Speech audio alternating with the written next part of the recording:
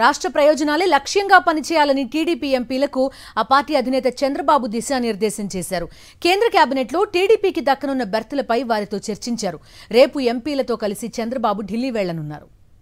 ఎన్నికల్లో గెలుపొందిన టీడీపీ ఎంపీలతో ఆ పార్టీ అధినేత చంద్రబాబు సమావేశమయ్యారు. ఉండవల్లిలోని తన నివాసంలో పార్లమెంటరీ పార్టీ భేటీ నిర్వహించారు. అందుబాటులో లేని వారు జూమ్ ద్వారా సమావేశంలో పాల్గొన్నారు. ఈ భేటీకి టీడీపీ రాష్ట్ర అధ్యక్షుడు అచ్చెన్నాయుడు కూడా హాజరయ్యారు.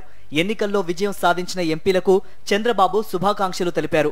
కేంద్ర కేబినెట్లో టీడీపీకి దక్కే ప్రాధాన్యంపై వారితో చర్చించారు. ప్రజలు ఇచ్చిన తీర్పుతో ఎవరూ ఆకాశంలో విహరించొద్దని ఎంపీలకు చంద్రబాబు సూచించారు.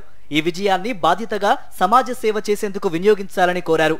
రాష్ట్ర ప్రయోజనాలే ప్రథమ కర్తవ్యం కావాలని స్పష్టం చేశారు.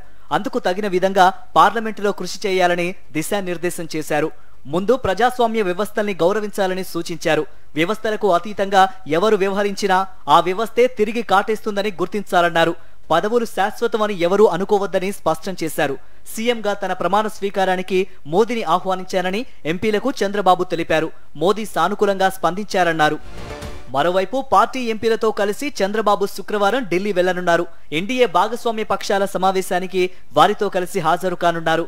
కేంద్రంలో కొత్త ప్రభుత్వం కొలువుదీరిన తర్వాత ఈ నెల 11న టీడీఎల్పీ సమావేశం జరగనుంది. ఆ రోజు టీడీఎల్పీ నేతగా చంద్రబాబును ఎన్నుకోనున్నారు ఆ పార్టీ ఎమ్మెల్యేలు. ఈ నెల 12న సీఎంగా చంద్రబాబు ప్రమాణ స్వీకారం చేస్తారని ఆ పార్టీ వర్గాలు వెల్లడించాయి.